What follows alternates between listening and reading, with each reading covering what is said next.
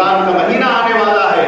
اس رمضان کے مہینے میں جو ایک مہینے کا وقت ہمارا گزرے وہ اللہ کی عبادت میں گزرے, اللہ کی فرما برداری میں گزرے, اور یہ جذبہ لے کر کے ہم رمضان کا مہینہ گزاریں کہ ہماری پوری زندگی اسی طرح سے گزر جائے جیسے ہم رمضان میں گزارے. حدیث میں ایک بزرگ کا قول ہے کہ اگر کسی کا رمضان اچھا گزر گیا, رمضان اگر اچھا گزر گیا اس کا پورا سال اچھا گزر جائے گا. جیسے رمضان گزرے گا اس کا سال بھی ویسے ہی گزرے گا. اگر رمضان اس کا گڑبڑ گزر گیا, رمضان اس کا لاپرواہی میں گزر گیا, رمضان اس کا غفلتوں میں گزر گیا, تو پھر خطرہ اس بات کا ہے کہ اس کا پورا سال اسی طرح سے لاپرواہی میں اور غفلتوں میں گزر جائے گا. یہ رمضان اللہ رب العزت گویا کہ ہم کو کھینچ کر کے لانا چاہتے ہیں. بندہ بھاگ رہا ہے, مسجد سے دور ہے, نمازوں سے دور ہے, ذکر و تلاوت سے دور ہے. رمضان کو اللہ رب العزت کے ساتھ میں اللہ رب العزت نے طے فرمایا کہ کسی طرح سے بندے اللہ رب العزت کی پکڑ میں آ جائیں. خدا کہتا ہے کہ آ جاؤ, تم ابھی تک بھاگ رہے تھے لیکن اب ایک چانس آیا ہے, تم مسجد کے اندر آ جاؤ, تم تراویح پڑھنے لگو, تم روزے رکھنے لگو, تم ہمارے قریب ہو جاؤ, ہم تمہاری بخشش کر دیں گے, تمہاری مغفرت کر دیں گے, اور جہنم والوں میں سے تمہارا نام کاٹ کر کے تمہارا نام جنت والوں میں داخل کر دیں گے.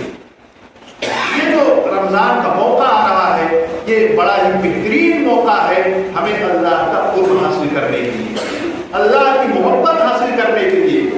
دیکھیے سب سے زیادہ ہمیں جس چیز کی فکر ہونی چاہیے اور ہمارے دل کے اندر جو خیال ہمیں آنا چاہیے وہ یہ کہ ہم اپنے اللہ سے کس طرح سے اور کتنا قریب ہو جائیں, کس طرح سے اور کتنا قریب ہو جائیں. آپ دنیا میں دیکھیے دنیا کاہی سے پریشان ہے. کوئی وزیر اعظم کے قریب پہنچنا چاہتا ہے, کوئی پی ایم صاحب کے قریبی ہونا چاہتا ہے, کوئی کسی منتری کا قریبی ہونا چاہتا ہے, کوئی کسی کا پی آر او بننا چاہتا ہے. اس کے لیے کیا کیا جتن کرتے ہیں لوگ, کیسی کیسی ذلتیں برداشت کرتے ہیں, کتنے ان کے پیچھے ٹہلتے اور بھاگتے ہیں. کیوں؟ مجھ پر ایک نظر ان کی پڑ جائے, محبت کی ایک نظر ان کی پڑ جائے, میں ان کے قریب ہو جاؤں, تھوڑی سی ان سے بات کرنے کا مجھے موقع مل جائے. 2-4 منٹ اگر کسی نے وزیر اعظم سے بات کر دی, منتری صاحب سے بات کر دی, تو سمجھتا ہے کہ بس آج میری قسمت چمک گئی, اور اس کی لذت کو محسوس کرتا رہتا ہے. وہ جہاں مجلسوں میں بیٹھتا ہے اسی کا تذکرہ کرتا ہے, میری خدا سے ایسی بات ہوئی, ایسی بات ہوئی, اور اس پر خوش ہوتا ہے وہ. تو اللہ رب العزت جو اس کائنات کا بنانے والا ہے, ہمیں اور آپ کو پیدا کرنے والا ہے, جو مالک الملک ہے, بادشاہوں کا بادشاہ ہے, اور ہر چیز اس کے اختیار میں ہے, ہر چیز اس کے قبضے قدرت میں ہے, اور جب چاہے جو چاہے وہ ہو جائے. عزت دینا اس کا کام, ذلت دینا اس کا کام, روزی دینا اس کا کام, روزی کو چھیننا اس کا کام, موت دینا اور زندگی دینا سب اس کا کام. جب پوری کائنات اس کے قبضے قدرت میں ہے تو اللہ رب العزت سے ہم قریب ہو جائیں, اس سے بڑا خوش نصیب انسان کوئی اور نہیں ہو سکتا. اللہ تو ہمارے قریب ہے. اللہ فرماتا ہے ہم اقرب الیکم من حبل الورید, ہم تمہاری شہرت سے بھی زیادہ تم سے قریب ہے. شہرت یعنی وہ حلق کا وہ نس اور وہ حصہ جس سے انسان کی جان نکلتی ہے. شہرت سے بھی زیادہ ہم تم سے قریب ہیں, لیکن ہم اپنے اللہ سے کتنا قریب ہیں, ہم اس سے ملنے کی کتنی کوشش کرتے ہیں, ہمیں اس سے ملنے کا کتنا شوق ہے, یہ بہت اہم چیز ہے. اگر ہمارے اندر یہ چیز پیدا ہو جائے, اللہ کی محبت, اللہ سے قریب ہونے کا جذبہ, پھر ہم دنیا کے اندر سب سے خوش نصیب اور سب سے زیادہ نیک انسان بن جائیں گے. اپنے پروردگار سے ملاقات کا شوق اگر مل جائے. آپ دیکھیے ان لوگوں کو جو اللہ کے واسطے اپنی جانیں قربان کرتے ہیں, اپنی ہر چیز قربان کرتے ہیں. کیا چیز ہے؟ وہ اللہ کی محبت ان کے دل کے اندر بیٹھی ہوئی, شوق ہے اپنے پروردگار سے ملاقات کا, کہ ہم کتنی جلدی اپنے اللہ کے دربار میں حاضر ہو جائیں, کہ ہم اپنی نیکیوں کا اجر پائیں, اپنے پروردگار سے ملاقات کریں, اس کا دیدار کریں اور اس کی نعمتوں سے لطف اندوز ہوں. یہ جو شوق ہے اللہ سے قریب ہونے کا, رمضان پاک کے اندر یہ کام بہت آسان ہو جاتا ہے. روزہ رکھ کے, تلاوت کر کے, ذکر کر کے انسان اور اللہ کا بندہ اللہ تعالیٰ سے بہت قریب ہو سکتا ہے. تو ہماری ایک دل کے اندر خواہش ہونی چاہیے, ہم نمازیں کیوں پڑھتے ہیں, روزے کیوں رکھتے ہیں, زکوٰۃ کیوں دیتے ہیں, ہم بیٹھ کر کے یہاں ایک تقریر جو سن رہے ہیں اور ہم تقریر کر رہے ہیں, آپ جو بیٹھے ہوئے ہیں, یہ سب کا مقصد کیا ہے؟ یہ سب کا مقصد یہ ہے کہ ہم اپنے اللہ سے قریب गुजरे। अल्लाह से हम मोहब्बत करें और अल्लाह की मोहब्बत हम हासिल कर रहे हैं। मेरे भाइयों, इतनी बड़ी दौलत है, इतनी अजीम दौलत है कि जिसको अल्लाह की मोहब्बत मिल जाए और उसकी हलावत और उसकी मिठास मिल जाए, दुनिया के अंदर सारी हुकूमतें, दुनिया की सारी दौलतें और दुनिया की सारी चीजें उसके सामने गर्द हो जाए। क्या चीज है खुदा की मोहब्बत? कैसी हसीन चीज, कैसी लजीज चीज, कैसी अजीम मिठास उसके अंदर है, उसका तसव्वुर नहीं कर सकते। और अल्लाह की मोहब्बत की मिठास अपने बंदों को अता फरमाता है जब बंदा थोड़ी सी कुर्बानी देता है। मिसाल के तौर पर हदीस के अंदर आता है कि इंसान अगर कहीं जा रहा है और किसी औरत पर, हसीन और जमील औरत पर उसकी निगाह पड़ जाए और अपनी निगाहों को फेर दे, कि अल्लाह का हुक्म है हम नहीं देखेंगे किसी औरत को अपनी निगाह से। अल्लाह के रसूल ने फरमाया कि खुदा ताला उसको ऐसी नमाज अता फरमाते हैं, यानी इस कुर्बानी पर उसने अपनी दिल की कुर्बानी दी, अपनी निगाहों की कुर्बानी दी। और क्यों कुर्बानी दी? अल्लाह की मोहब्बत में, कि अल्लाह को देखने से मना फरमाया। तो अल्लाह रब्बुल इज्जत उसके एवज में उसको ऐसी नमाज अता फरमाते हैं कि उसको उसकी नमाज की हलावत और नमाज की मिठास उसको मिल जाती है और उसको नमाज में ऐसा मजा आता है कि दुनिया का सारा मजा उसके सामने फेल हो जाता है। इसका हम तजर्बा करके देख लें। तो ये जो रमजान आ रहा है, इस रमजान के अंदर हम इस बात की नियत करें कि रमजान के अंदर हम अल्लाह से कुर्ब हासिल करेंगे, अल्लाह के करीबी बनेंगे और अल्लाह रब्बुल इज्जत की मोहब्बत हासिल करेंगे। और उस मोहब्बत के हासिल करने का तरीका है कि हम रमजान के रोजे रखें। आज एक बहुत बड़ी लापरवाही हमारे नौजवानों में जो पाई जाती है वो ये कि रमजान के रोजे रखने का माहौल रोज बरोज कम होता चला जा रहा है, कम होता चला जा रहा है।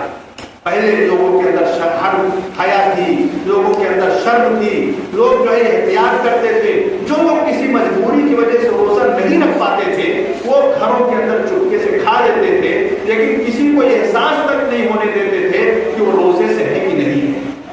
लेकिन आज हमारी दीदा दिलेरी का और हमारी बेशर्मी का आलम ये हो चुका है कि हम रोजे से रहते भी नहीं है और बाजारों में जाकर के, होटलों में जाकर के खुले आम धड़ल्ले के साथ हम चाय भी पीते हैं, नाश्ता भी करते हैं और पान की दुकानों में जाकर के पान भी खाते हैं और गुटखे भी खाते हैं और लोगों के सामने हम उसको जाहिर भी करते हैं, शर्माते भी नहीं है।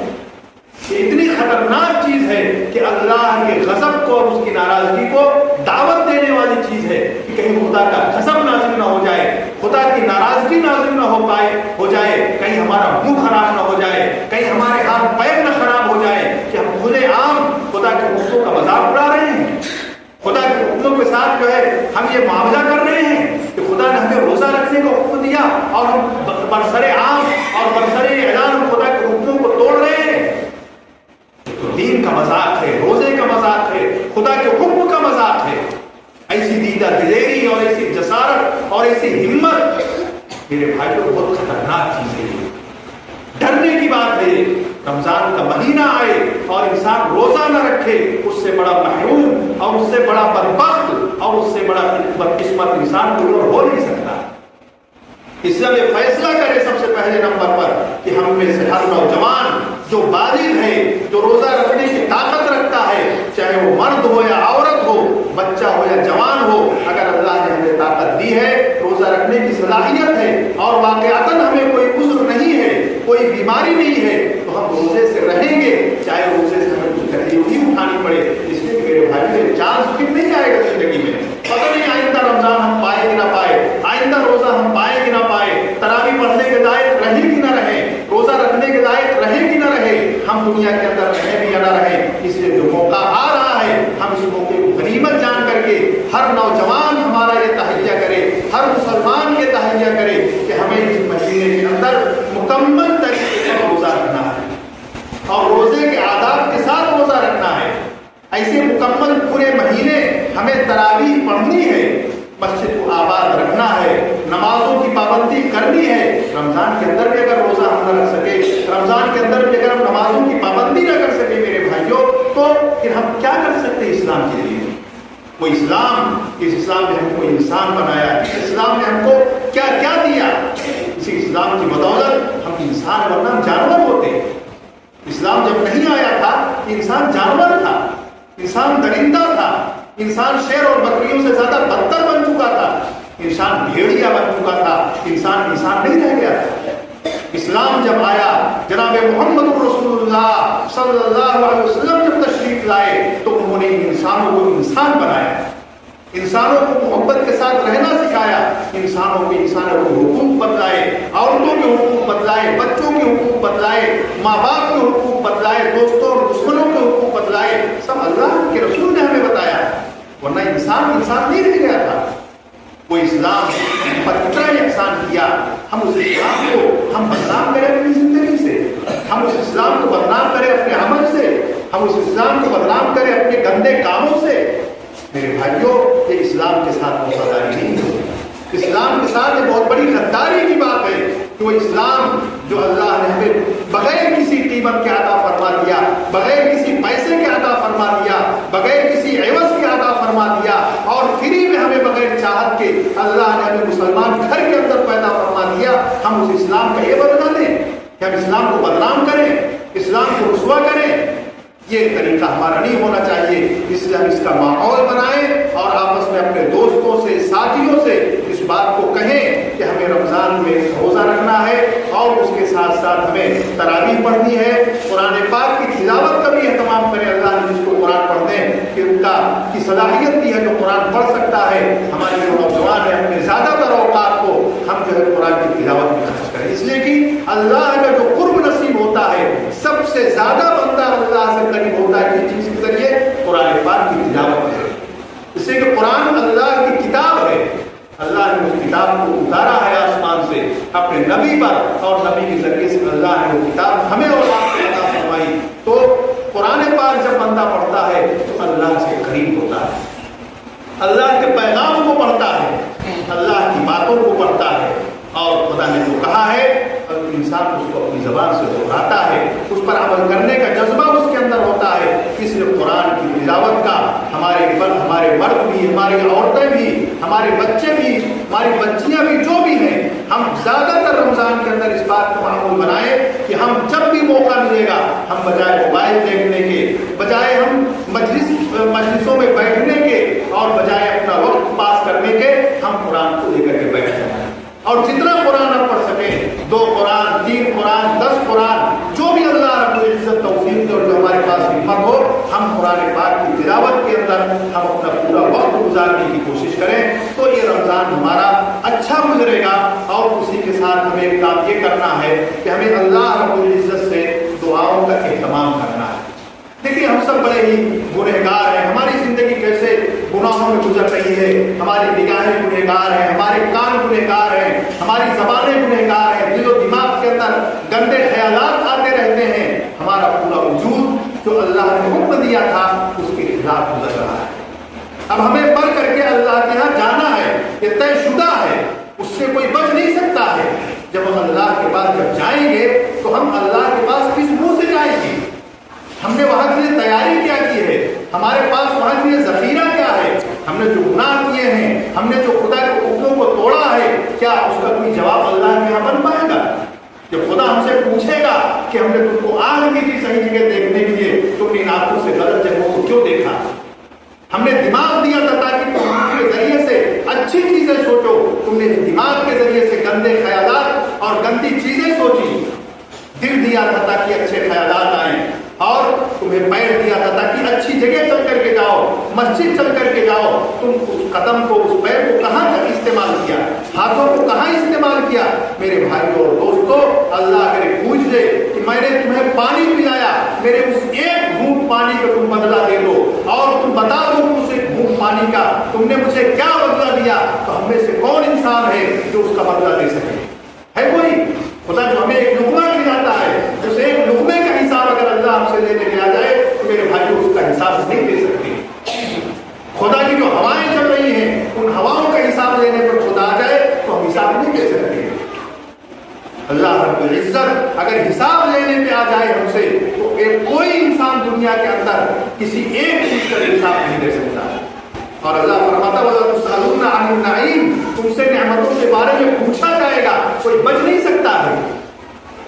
تو اب فکر ہمیں ہونی چاہیے جب ہم اللہ کے یہاں جائیں تو ہم ایسے جائیں کہ اللہ رب